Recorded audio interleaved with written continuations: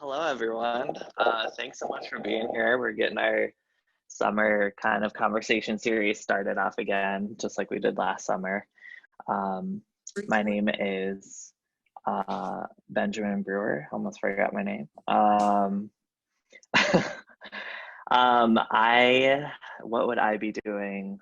I would probably be out to dinner if it was really nice out, since we can do that now. At least now more freely. um, and I'm excited. This topic is not new, right? But what I'm excited is to get some additional some new perspective. That's kind of a goal of some of the work that Javon and I are doing by connecting all the alumni, all our GRIL community, and the broader community at large with community organizing and all of that, to really just come together, because we know that if we can come together and have great conversation, we can actually solve a lot of issues. Takes time, which is why we're doing the series again with some of the same topics and some of the same speakers. But that's my long-winded answer. So I assume Kelsi introduced herself already. Maybe.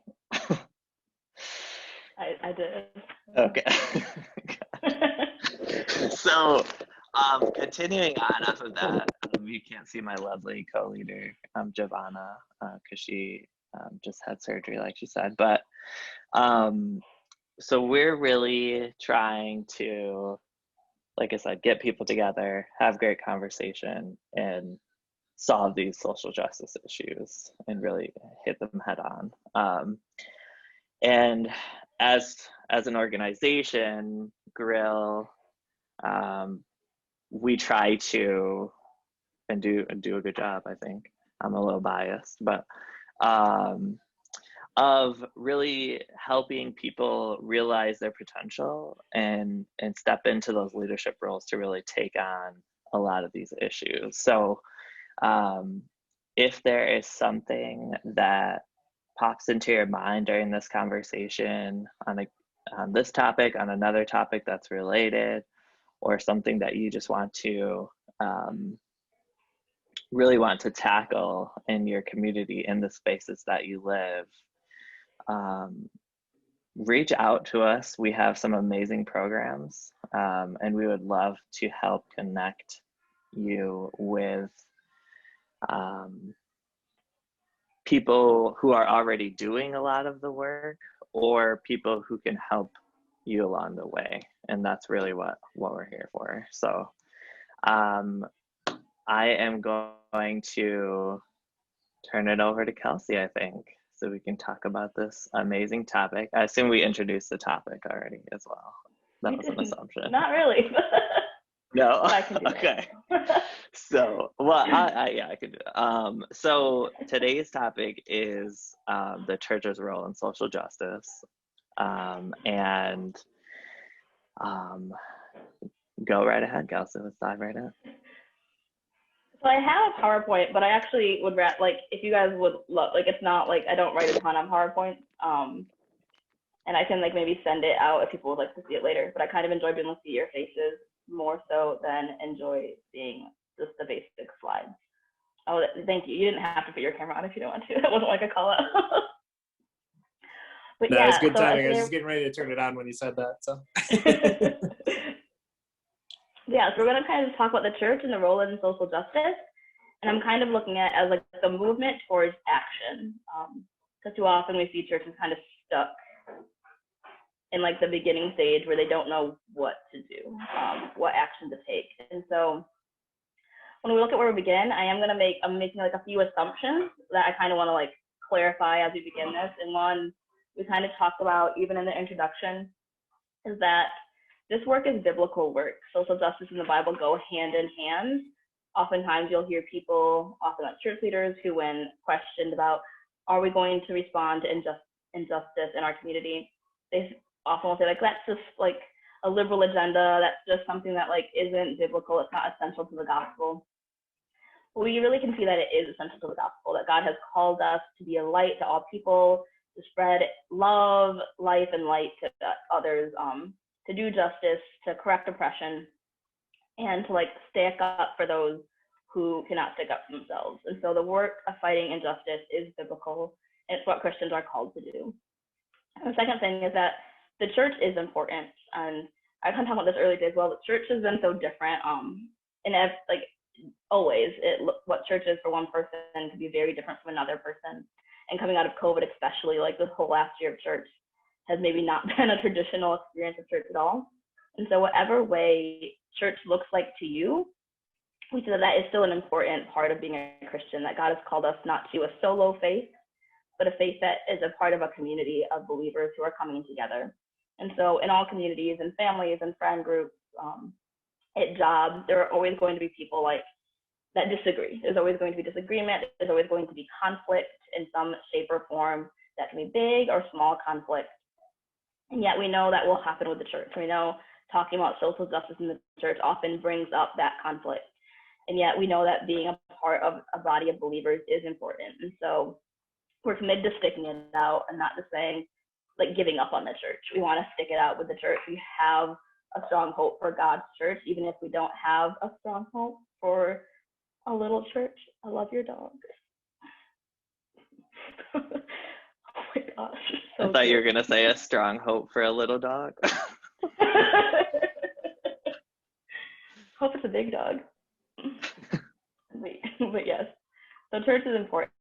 And then thirdly, that this is a journey. Social justice work is not a place where anyone will ever say like, I have figured it out, I have succeeded, I am perfect at fighting all injustice, and you need to get on my level.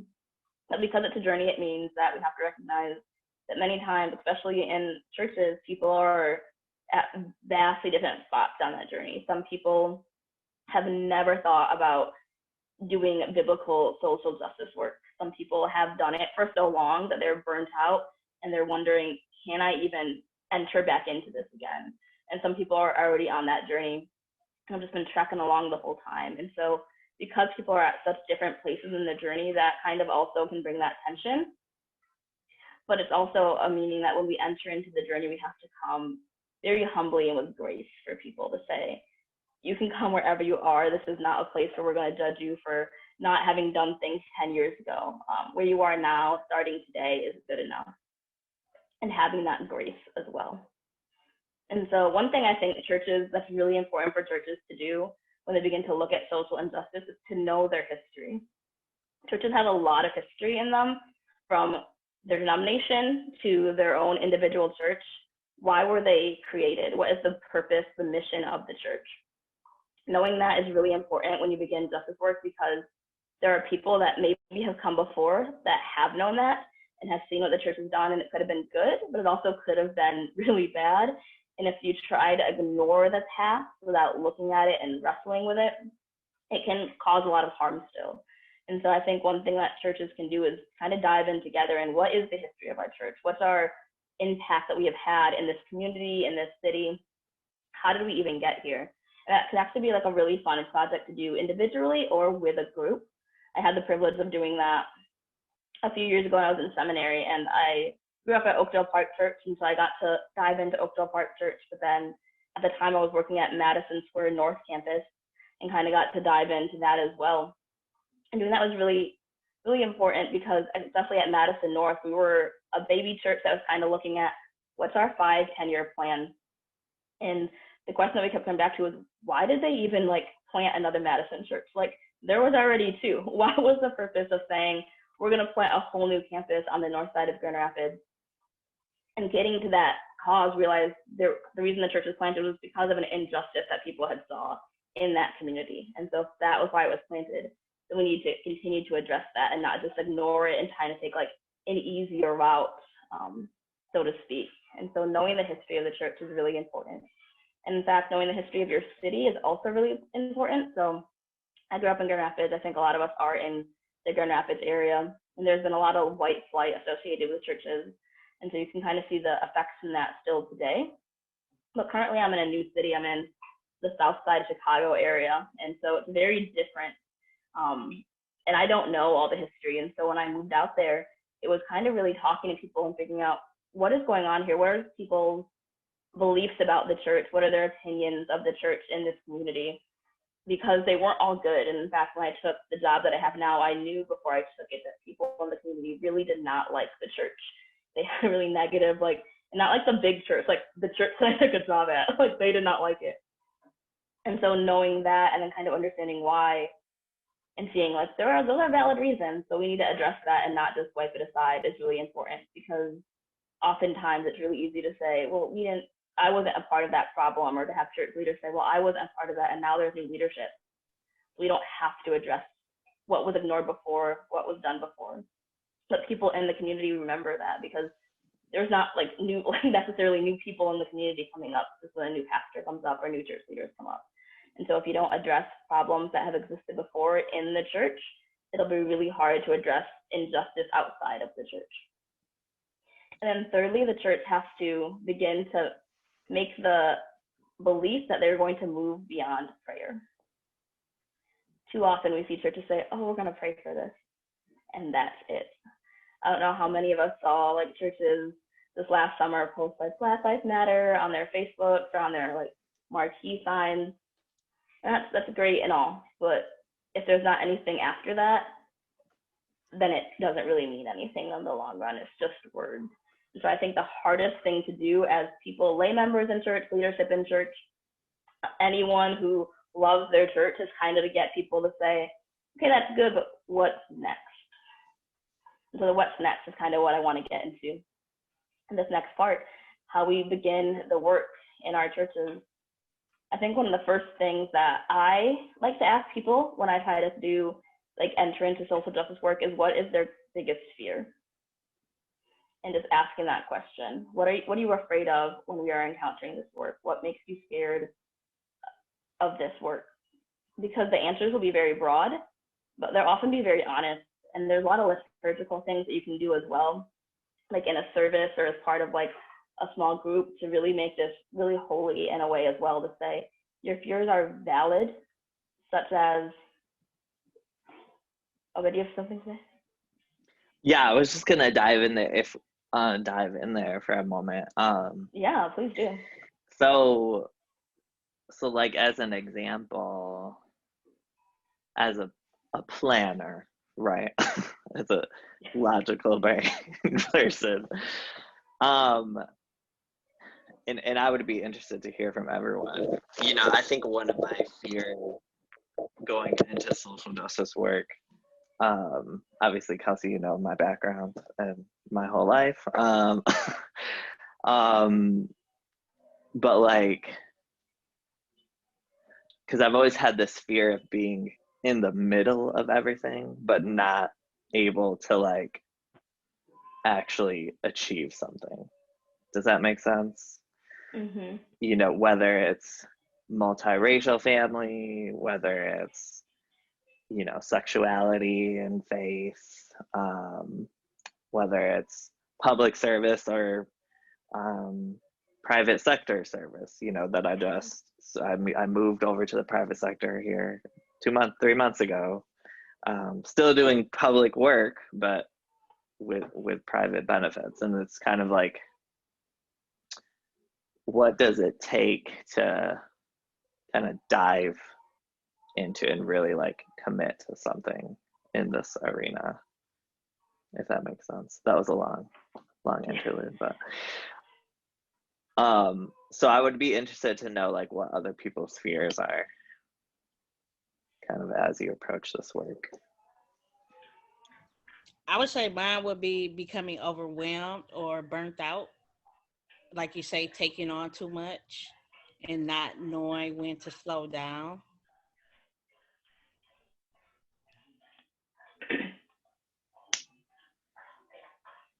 Well, now, Susan, I know you're involved in the broad-based organizing. Kind of what, do you have any fears about about that work?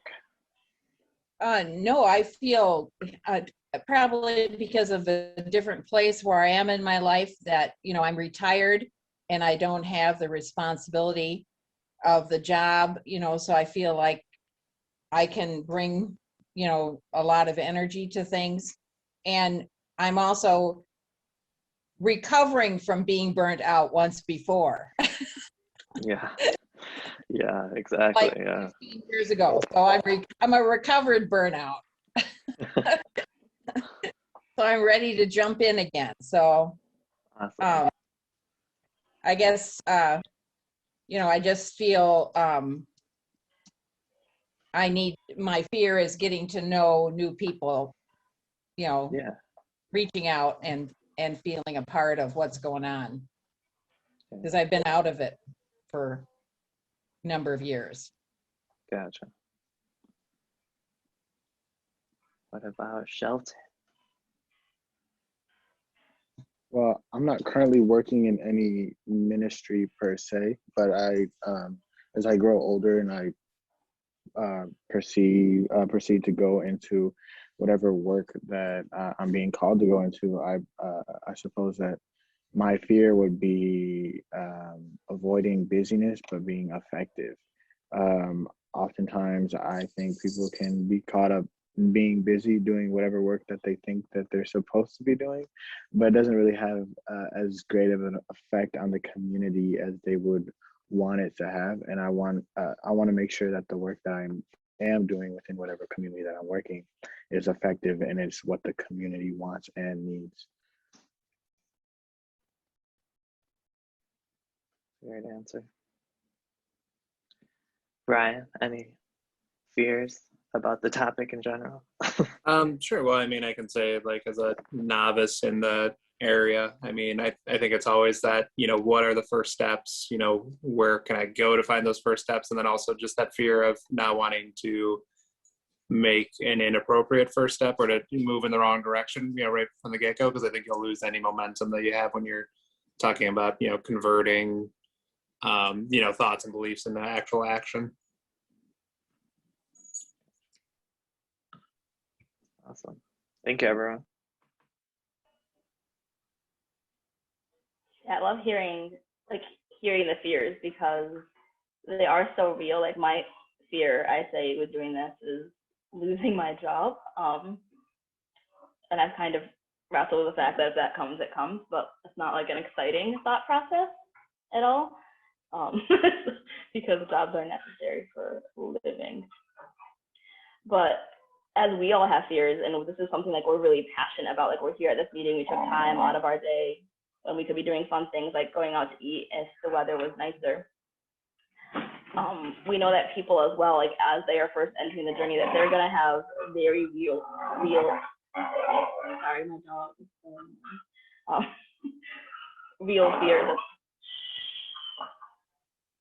But their fear is gonna be valid as well. And so honoring that and taking the time to acknowledge that even we also have fears, no matter where we kind of stand, that it's not a perfect or easy thing to do necessarily, kind of takes away some of that fear of saying it should be simple and thinking this shouldn't be something that there are problems to. But then another area especially with churches, is opening people's eyes to the problem. A lot of people in churches have a definition of persecution that is essentially, if it's affecting me, it's a problem. If not, it's not a problem at all. And so helping people to look at others and see the humanity in others, but also the problems that others face are real and need to be addressed. And part of this comes down to understanding people's understanding of the scripture. Sadly, too many people don't properly read the scripture, and I don't even mean that in like they don't open the Bible and like understand the words. They just don't open their Bible.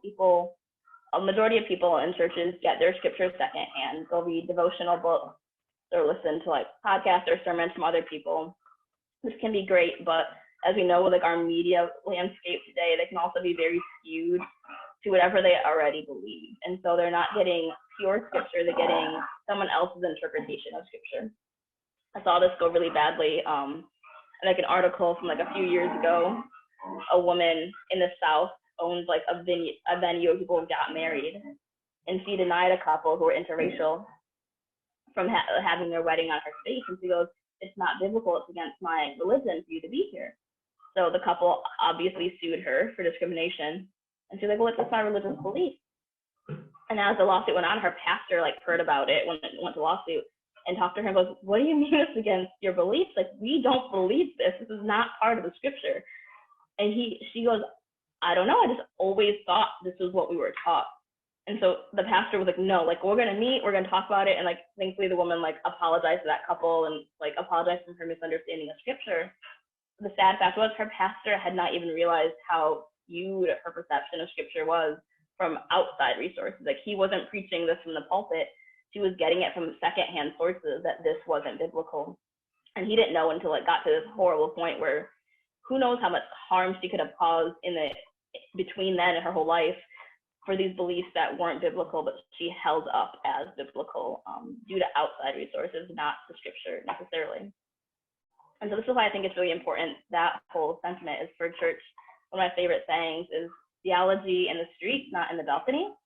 I mean, it's really easy for our churches to be isolated. How often do we go to our church and we sit by the same people, and if someone new comes in, it's really awkward and uncomfortable for them, and we don't even notice a lot of the time that it could be awkward and uncomfortable for them because we're comfortable, we're in our safe space.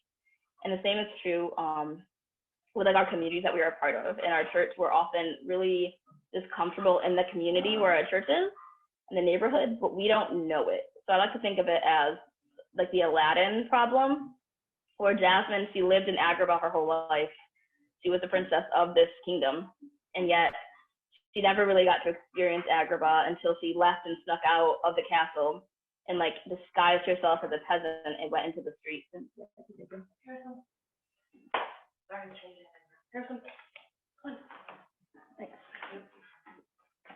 And so when she went into the streets, she was able to see like the city's amazing. There was like all these cool people and food that I never saw before. But then also she saw there was all this poverty that she never saw before. There were people that were hungry. The guards were mistreating people, and they never they never were behaving badly to her because she was a princess. But she didn't get to experience it until she left her comfortable castle and like went into the streets as just a basic person. And so in our churches, we have to be comfortable with getting uncomfortable, with kind of stepping outside of our building and actually getting to know our community that we're in. Because I mean, I don't know how much time, like especially this last year, like, if we take away COVID and we'll think about like a normal year in church, we still probably spend like 5 hours max at church during the week. And I feel like that's kind of generous. Like go once on Sunday, maybe once during the week. Like that's your time spent at church. And I don't know how many people like live near their churches where they like walk to church, or how many people like I drive, well, not anymore, but I generally would drive to church because it wasn't that close to me. And so like I'm visiting that neighborhood. Like I don't live there all the time. I'm there a couple hours a week. And so there are people that live there every day. Like that's where they walk their dog. That's where they sit outside on their porch, like drinking their coffee, chatting with friends and doing things. So they know that community really well. They know the good parts of it. They also know the bad parts that like we as the church who comes in don't see necessarily because we're not there all the time. And so having a posture of humility within our communities that we're in and saying, hey, can you teach me about your neighborhood? I want to learn more. I want to see what struggles that you face. And coming in as a learner and saying, yeah, we don't know everything. Our church may have been here for hundreds of years or who knows how long, but we as individuals, we haven't spent that much time here. And so we don't see the problems that the people that live there every day will face. My friends who live in Grand Rapids, they live on Jefferson, and they said that they were realizing that their neighbors, their little kids were playing in their front yard, but cars were speeding down that 25 miles per hour street much faster than that. They weren't stopping at the stop signs, and it was super unsafe, and they were so concerned. And they're like, no one, like, except for people in the community are saying it's a problem. There are all these people that we're trying to get to, like, speak up with us and help us, like, elevate our voices to say this is a problem as well. And it's hard. And there was, like, a church right down the street. And it's just like, we don't know if this is a problem.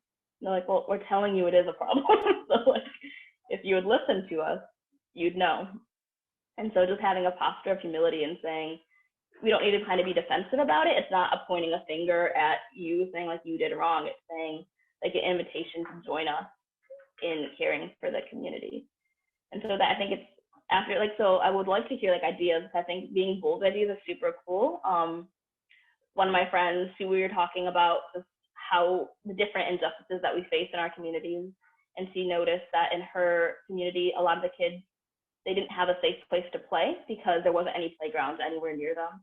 But she goes, I never thought about it because her husband is a pastor and it's right next to the Christian school. They had access to the Christian school playground that was locked from everyone else. And she goes, so my kids just always played at the Christian school playground. And I noticed all the other kids are just playing in the street and they don't have a safe place to play. And I didn't notice it for years. Like we've lived here for years and I never noticed the problem until I began to like ask people like, oh, why do your kids play in the street? And I said, they have to, there's nowhere else for them to play. And she realized, oh, such a simple thing that I could speak up for is getting that playground unlocked. Like, why is that not accessible to the whole community? And so that's such a simple idea, but something that really helped the injustice that her community members were facing. And then likewise, another cool story someone told me recently was their church at the beginning of COVID had like 10 kids that went to their children's programs. And then they lived in like a small town in Iowa, and everything shut down everywhere, but like everything shut down. So the parents had like no resources. They didn't have like library things. They didn't have any places to go. And so the church then began sending packets home for their kids that would have like Play-Doh, coloring pages, and like a lot of different things. And so other parents said, oh, we want those resources as well. So they began to do like 50 packets, and then like 100. And then the church had a field nearby that they just never used. And so they decided this summer, let's use that field to continue to bless these parents and these kids by planting pumpkins with the kids there. And then they can harvest them in the fall. And that can be a way that they can learn about like cultivating different produce. And then they can use them for like jack-o'-lanterns in a fun way to just help the injustice that people were feeling with not having any resources for their kids to do anything and not having anything to turn to. And I mean, I never would have thought of that, but like, they did. And so I think it's really cool. So if you guys have any ideas, like your church's ideas that you have used or have thought about using with reaching out to your community, with helping your community address different issues, I would love to kind of share them or like brainstorm if anyone has anything.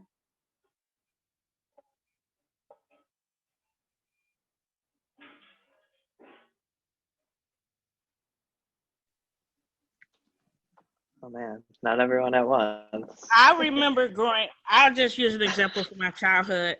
I lived in a close-knit community in Muskegon, and it was a lot of just families, no grocery stores close by, lack of food, a lot of people going hungry.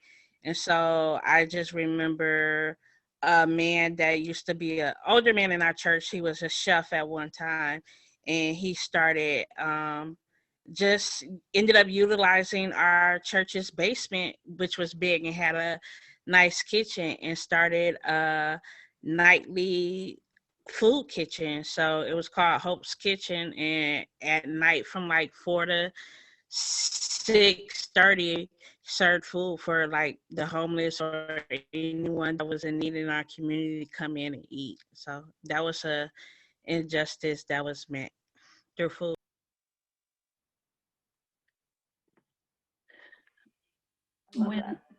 When I was at Madison, and something that they still do that I really appreciate is that they go out into the community and just knock on doors and just listen and pray for people. And I think that becomes the opportunity when there is a need or an injustice or a space to say, hey, we need people to show up, whether at a city commissioner meeting for this particular problem that we in this neighborhood, are against, that would happen. So I always appreciated that.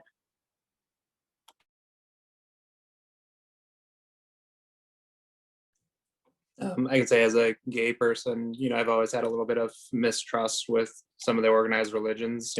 That's just kind of the environment that I grew up in, and kind of just developed a mistrust in a lot of it. But right before COVID started happening, I did start attending a church with my cousin and aunt, and one thing that I appreciated was even when you walked into the entrance, they had all these like posters of like these social justices, things that they were involved in, basically saying like, this group is welcome, this group is welcome, this group is welcome. Like, I don't know that it completely resolved some of that, distrust, but it certainly, eased a lot in the moment there.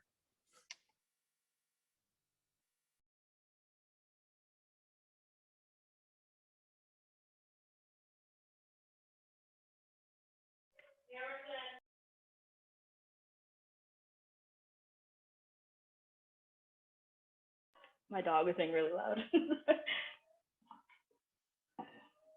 Sorry. So yes, I think it's really cool. So the next one of the things I want to talk about too is kind of what Denise mentioned, the power that churches have. Churches have a lot of power within their structure, whether they realize it or not, that they can use politically a lot of times as well, to go and to local government especially and say, we're here and this is something that we really care about. But oftentimes it's really hard for churches to recognize that power or to get motivated to move into it.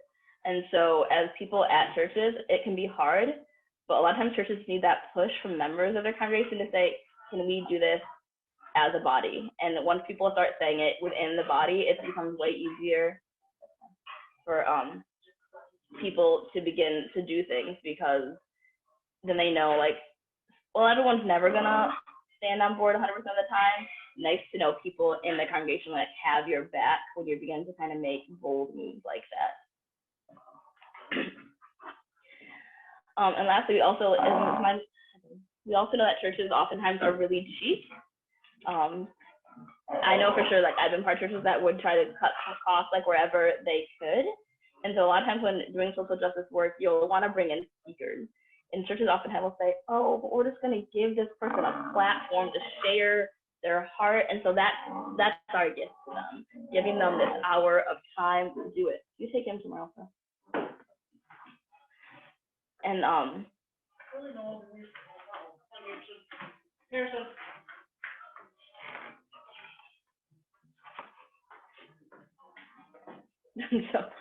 And so paying people for their time is one way to kind of say oh, are we paying this person? Are we giving them a gift card even for their time? What are we doing to compensate for the effort and the work that they're doing? Which oftentimes I think churches don't think about it, especially if it's someone within the congregation that's doing it. They'll kind of see this is just their ties to us.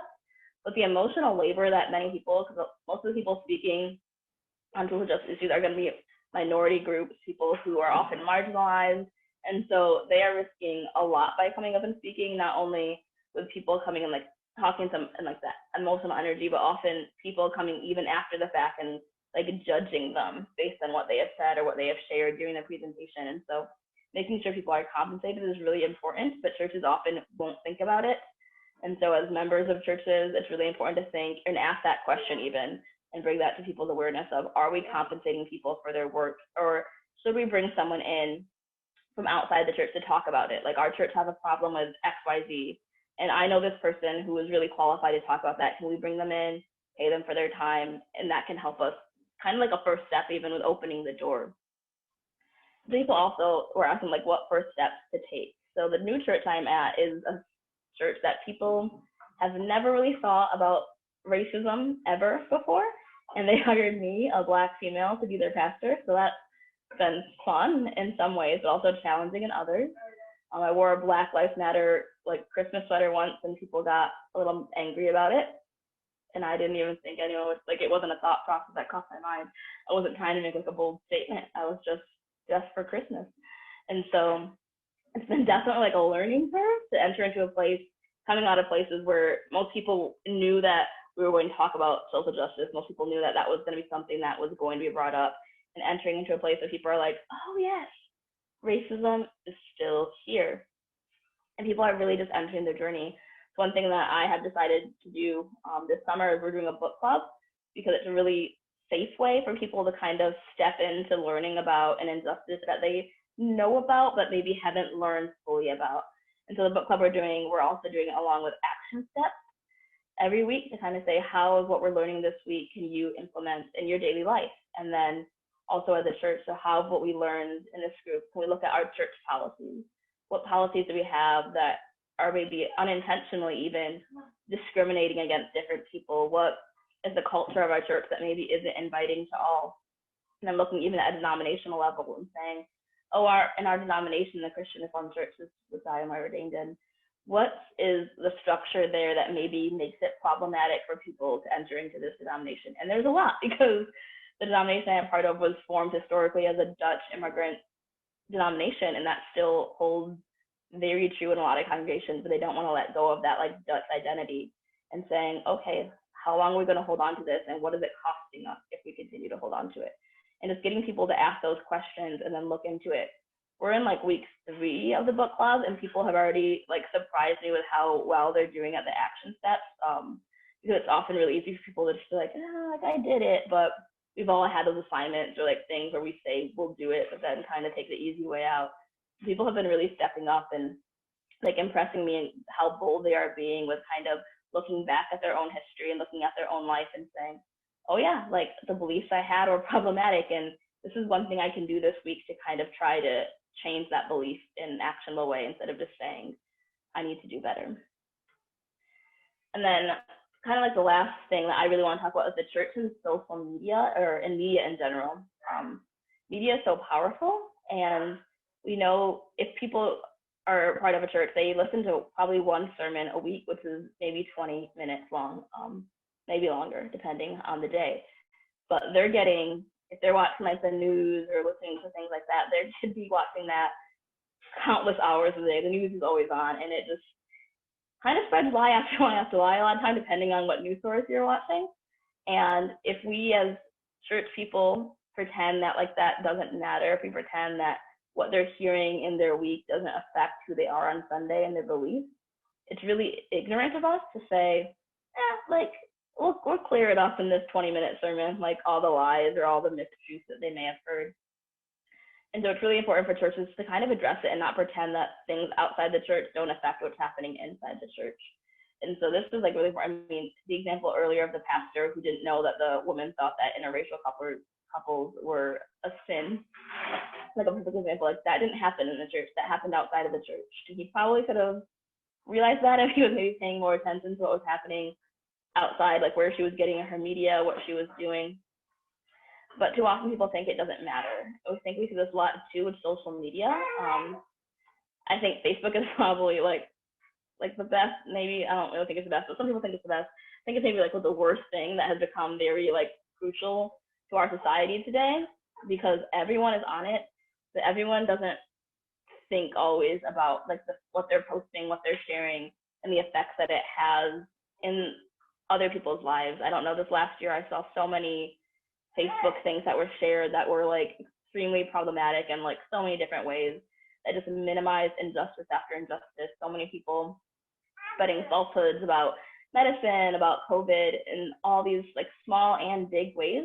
And if the church tries to say, it's just social media, it doesn't really matter, it becomes a bigger problem because, well, maybe like the pastor who is like old and white, most likely like a lot of churches I've been at who has been the pastor historically, they're not on Facebook. Maybe they didn't see this 20 like these articles that this person has posted that are really hurtful to a lot of people in the church, but then other people in the church will see that, and if this person is leading in the church is unintentionally condoning those statements, unintentionally saying that's not problematic, that's not against who we are.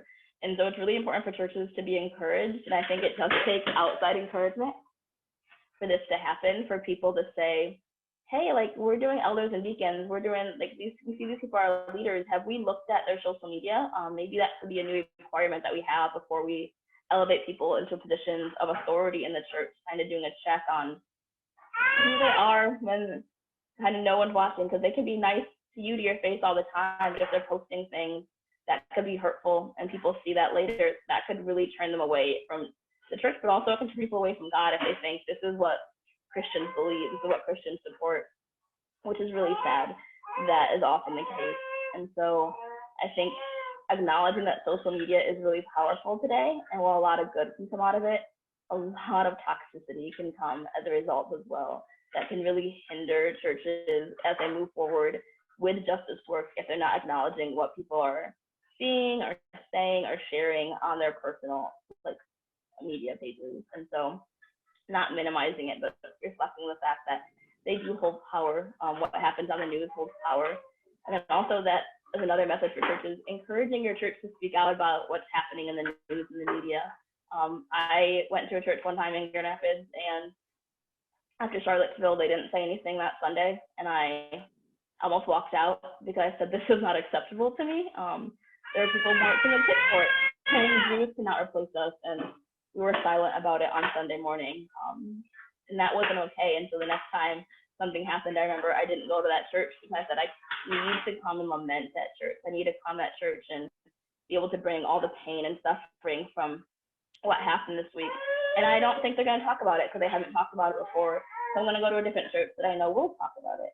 And so encouraging your churches to speak up, or being that person that says, hey, like, do you see what happened yesterday? Maybe you're not ready to speak up about it, but I'd love to come up and pray today about it. I'd love to take 2 minutes of our church time to spend even just going to God with like a lament and a call to Jesus to say, like, we need to give this to God, because if we're silent on it, then it's going to turn people away and show that we don't really care if it doesn't fit into like our nice little schedule that maybe has been pre-planned.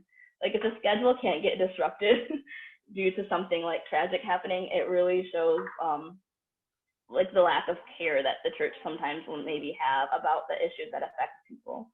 And so not being afraid to kind of talk about issues, even if they are problematic. And so if like the pastor like brings up something controversial in their sermon or says something, also encouraging that and applauding that, so that people know, even to like elders or deacons in your church, saying, I really liked how we have begun to bring up more things in our sermons. I like how we're talking about real life problems in our church life and not pretending that they don't exist, is also really important, because too often people will only hear negative things. Like, I get a lot of complaints, like not complaints, but the elders get a lot of complaints about some things I'll say in my sermon, and they're just like, yeah, we don't care. But then there's other people that say like good things about it. And so I think because it like is a balance, I'm allowed to kind of keep pushing the line of maybe where they want me to go, but being that voice that says, yeah, we want to hear this, and encouraging your church to be that voice that speaks about real things. My co-pastor at one of the churches like went on a huge rant about critical race theory in like a good way, and just talking about how like it's insane that people are just trying to rip it apart, and how they don't want to speak about racism in schools, and how that needs to continue. And he even went to like how critical race theory is not actually taught in like elementary school. Like that's like higher ed that is critical race theory is being taught. But he just knew that people in the congregation were hearing this, that they were hearing, like, it's a very Fox News congregation. And so he knew that they were hearing all these horrible things about critical race theory. And I was like, this is annoying me. Like, I'm just going to talk about it. And so I just kind of talked about how our biblical call is to look at our history, is to learn from it, and is to grow. And that's basically like the crux of the gospel, is God saying, like, your past might be horrible, but it doesn't matter, because I will redeem it. But you need to acknowledge it. You need to like repent and be saved. And so basically saying like that's something that the country needs to do with their history. That's something the church needs to do as well, in so many different capacities in the history of repenting and growing from that. And so being bold enough to do that, like I was amazed that he did that, and I just kind of sat there smiling because I wasn't going to do that. But he has like the ability to do that because he has been there for a long time, and then he is a white male. So he has a little bit more authority in some respects. And so I really applauded him for that. But he was definitely super nervous and asked me later, oh, did that come off like really bad? I was like, no, it was amazing. I loved it. But he really just needed that push of knowing like, okay, I have someone like to back me up if this is the case. But also I need to know that like someone else cares about this. And it was really beautiful to see that. And then people really took it well. I think they didn't care. And I think too often people think there's that fear, and that fear that I have, and that we talk about different fears, that it's just always going to go badly. And while sometimes it might go badly, like oftentimes it will go really well, because God is on our side as we push for a more inclusive and a more just church. This is what God designed the church to be, not a place where it's always easy. I think it's like one of my favorite scripture stories that I think really sums up how God looks out for others is the story of the woman at the well. Because the chapter begins when Jesus goes to Samaria, that he had to go that way to get to his next destination. But geographically, there were like other ways that he could have taken that most Jews probably would have taken to avoid Samaria, because they just hated the Samaritans so much. Like, biblical story of racism. They did not like the Samaritans at all. And yet Jesus had to go through Samaria, is what the text says. And so if it wasn't like geographically, we can assume it was missionally that he had to go through Samaria. And he just goes there and he talks to this woman. And while I've heard like a lot of takes that like she was a prostitute, she was a horrible person, Jesus never says any of that. That's a like Western take on that passage where there's like judgment put on her, but Jesus doesn't judge her. He just kind of talks to her. He tells her facts, like, you're not married, but that most likely wasn't even her choice. Like, she couldn't divorce her husband because she was a woman. She didn't have that power. But he just listens to her and sits with her and cares for her. And so, like, the story of Jesus, like, going out and learning about the troubles that she had, like, learning about, like, talking to her about her husband's probably, like, it says, like, the disciples came, they're still chatting away. And so Jesus tells her he knows, like, all her life, and she shares, like, everything with him. And so I think that's, like, as we go into this mission, it's hearing people's stories, taking the time to listen, maybe go out of our way and stepping into uncomfortable situations where maybe other people wouldn't understand. Like, I'm sure the disciples did not understand when they walked up and saw Jesus sitting with this woman. They were probably, like, horrified because they probably thought he was about to, like, marry a Samaritan woman because he was a man sitting alone with a woman at a well. And yet Jesus was like, no, this is what I came here to do. Like, this is my mission from God, is to come and love all people, as this woman included, even though you may not understand that yet. And then we see the disciples begin to understand that as well as they take up that same mission. Once, like the book of Acts, we see them going everywhere. We see them risking everything, their lives for the sake of the gospel. And we get really comfortable in, like, our American church where there's a lot of safety. We don't have a lot of fear about, like, going to church on Sunday. And so the minute we kind of ask people, or we feel like we have to step out of that safety bubble, it can be really terrifying. And social justice work, I think, is one of the big issues in the church, of fighting for inclusion in the church, fighting for, like, all people to be invited and included and accepted, is where people really just say, like, oh, that's terrifying. No, they wanted to fight against it, which is crazy, because that's the gospel of God saying, my doors are open for all who love me. And so as we fight for that, we know that there might be difficulties, but God is on our side. And my logic is, like, churches, and what I love to say, like, to myself when people, like, walk away or get mad, is people might walk away, churches might lose money, but you don't, like, you're going to gain people to the gospel. You might lose your biggest donor, but the more you are inclusive, the more that you actually embody the gospel of the scripture and of the Bible, the more people will be attracted to that gospel, because it is attractive. It's the American church that I see oftentimes not being attractive. It's like prosperity gospel, the American gospel. That's not the gospel we're preaching. And so as we continue to preach this social justice, biblical, life-giving gospel, we know that, like, God is on our side, and that, like, only, like, good things can come from it because of that. Yeah.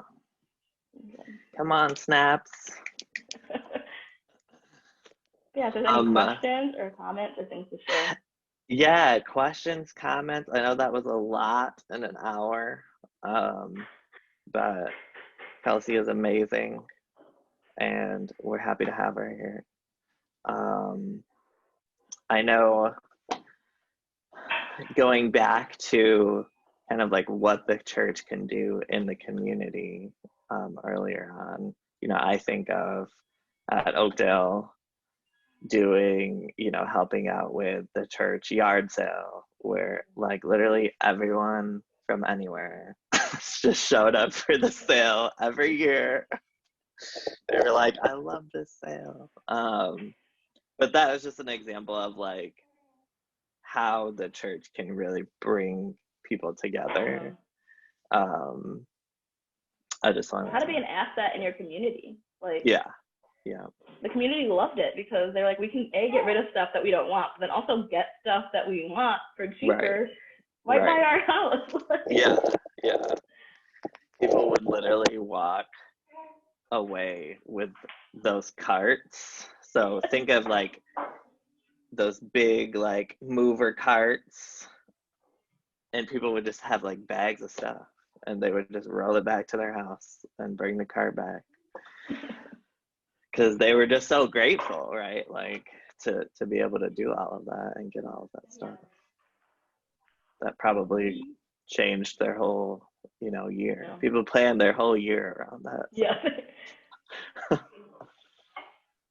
When you think about the topic of social justice, what stories, I know you brought up the woman at the well, but what other stories come to mind, or books of the Bible, and what other just books that you recommend people to read in general?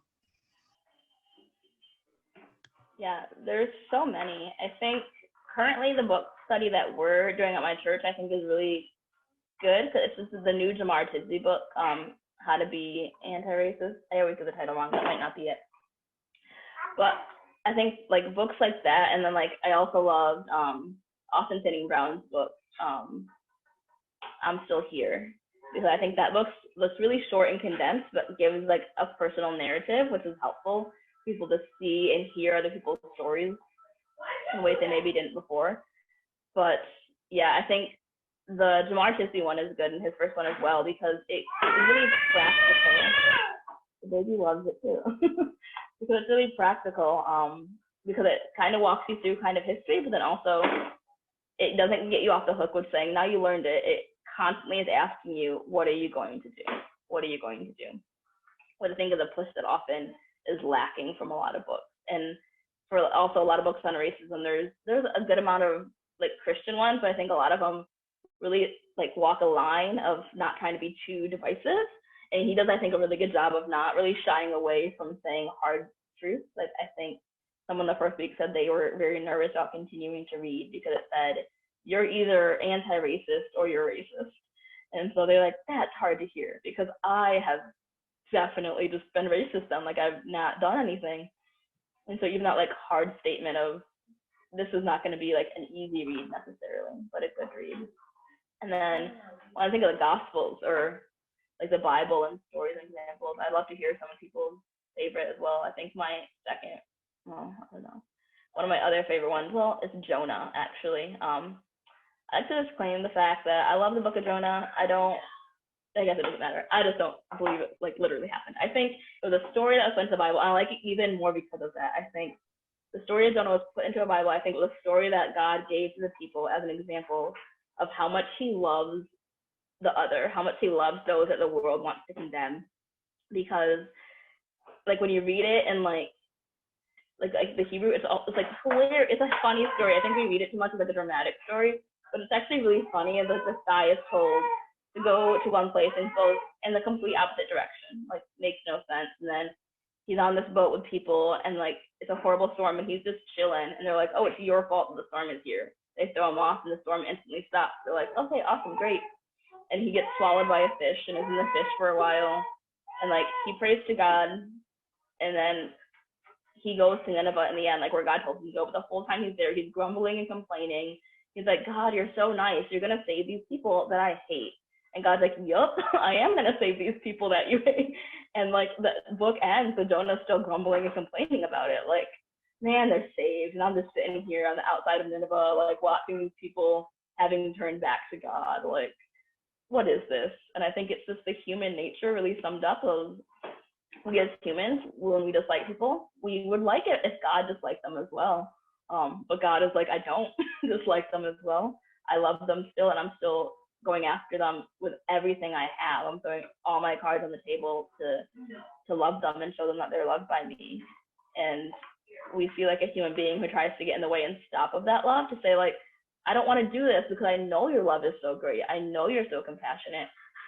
And God's saying, yeah, it doesn't really matter what you want. It's going to happen either way. I just think it shows that with God, like, his love is so encompassing. And so human beings want to kind of stop it, want to be judgmental. We want our beliefs to become the beliefs of God. And God is constantly saying, no, it's not how you want it to be, but how I want it to be. Any other favorite stories from that book? No. The Bible? Sometimes I call it that book because I like that. Yeah. I know one of my favorite stories in the Bible is about Esther and how she was literally prepared to like die by going to the king. And it was just kind of like, because the whole, how it reads in the story or in the Bible is like, you feel the tension of like her trying to make that decision, which I feel like is very common in the American church. It's like, I don't want to risk my, whatever for, you name it, for this change or this calling or, this, um, yeah, this necessity, like this needs to happen. um, but that's just my 2 cents there. This past year, for our Be the Change projects, for GRIL U with the teens, we looked at Nehemiah and the rebuilding of the city after exile, and that related that back to like a lot of our inner cities are full of blight, are often neglected, and so how can we be social justice warriors in our cities to rebuild it for the better and see the assets in our communities and be the assets in our communities.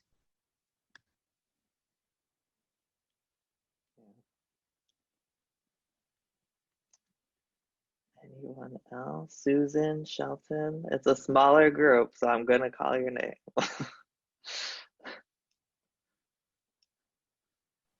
Well, I wanted to say that it was encouraging to hear what you said about the sale at Oakdale, because we were talking about that as a way to outreach at Trinity Church.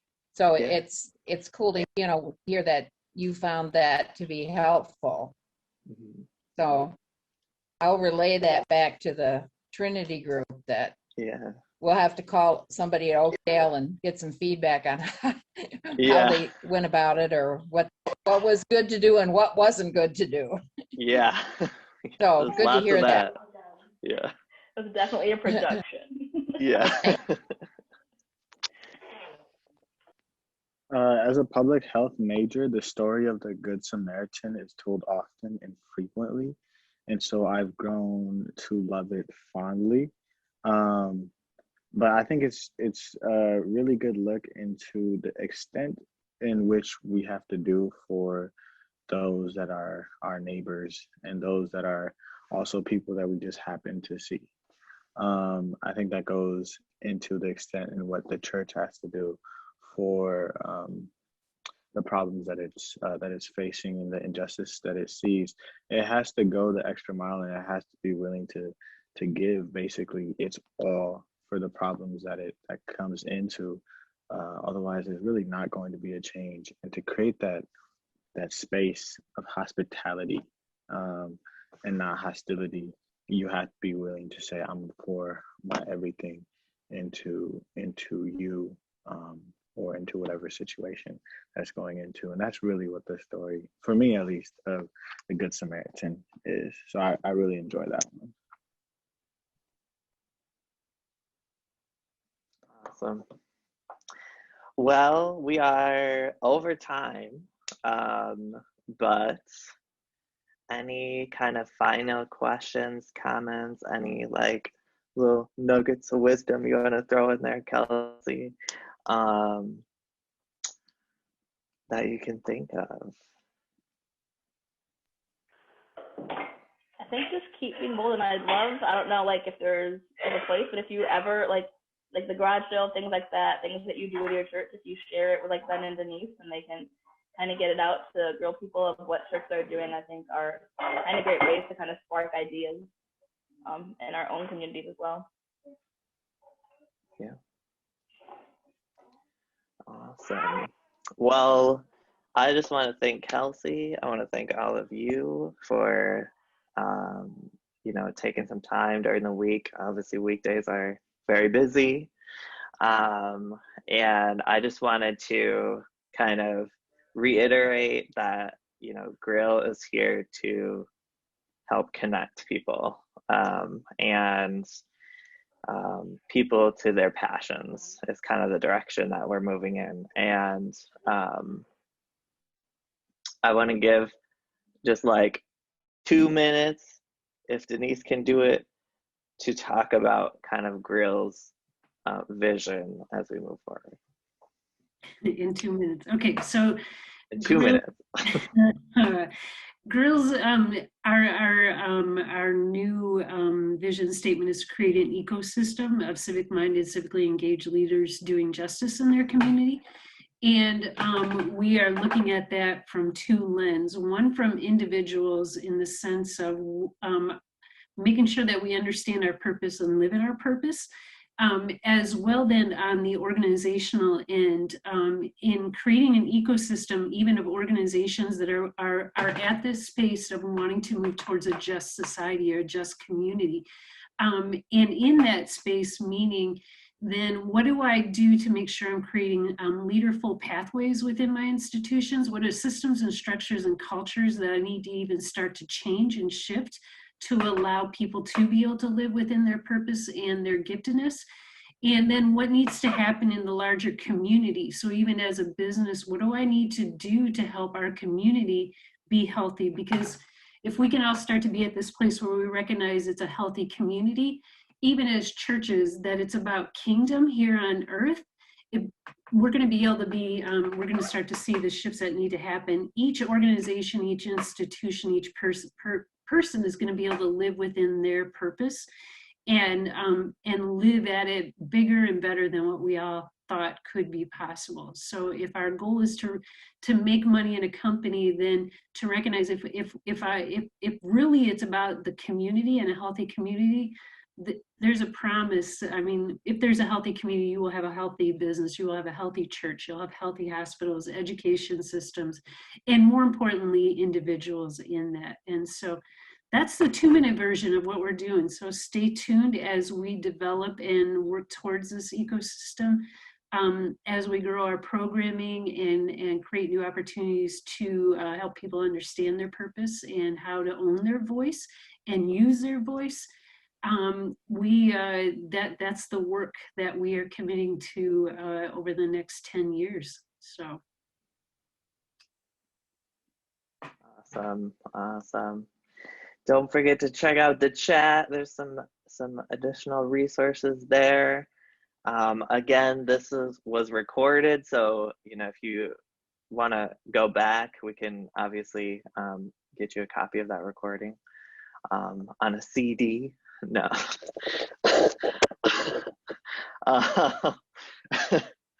Otherwise, again, thank you so much. And look for our next speaker to be announced soon. So have a great night, everyone.